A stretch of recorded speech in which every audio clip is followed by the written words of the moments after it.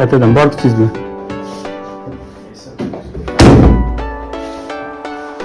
Baqvat ekan.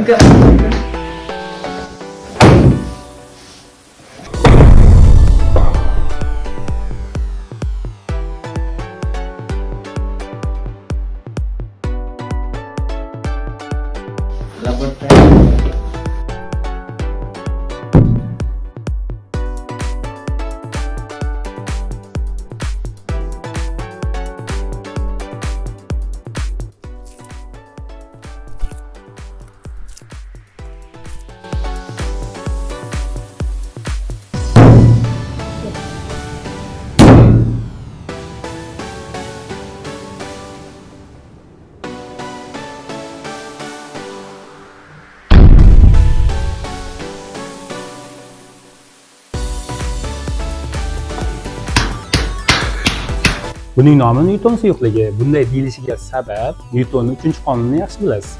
Kimdir yuzingizga yengildan bir shapaloq tortadigan bo'lsa, uzr, yuzim qo'lingizga tegib ketibdi deb ketaversangiz bo'ladi degan qonun.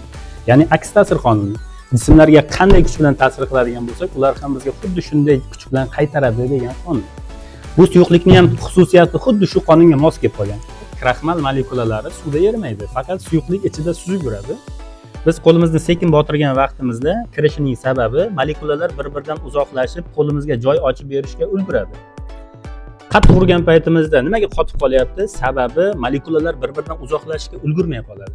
Xuddiki hammamiz eshikka birdaniga boradigan bo'lsak, tiqilib qolganimiz kabi molekulalar ham bir-biriga tiqilib qolib karkas hosil qilib qoladi. Ya'ni qo'pol muomala qilsak, bu ham qo'pollik qilyapti. Muloyim muomalada bo'ladigan bo'lsak, bu ham muloyimlik qilyapti bizga. Fizika bu tabiat degani, ya'ni hayot haqidagi fan. Bundan qanday xulosa olamiz desangiz, inson qancha xushmuomalali, husni xuluqli, yaxshi, muloyim bo'ladigan bo'lsa, ko'ryapsiz, vaziyat ham xuddi shunday erib ketyapti. Odamlar ham eriydi, muammolar ham hal bo'ladi. Ko'ryapsiz.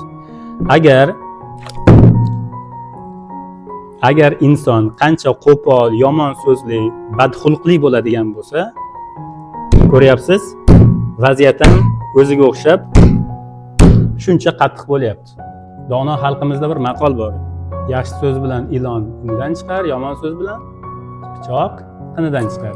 Shuning uchun inson har doim husni xuluqli, xushmuomalali, yaxshi, muomalasi chiroyli, go'zal bo'lish kerak ekan. Ko'ryapsiz, qanday vaziyat yumshab erib, botib ketishini.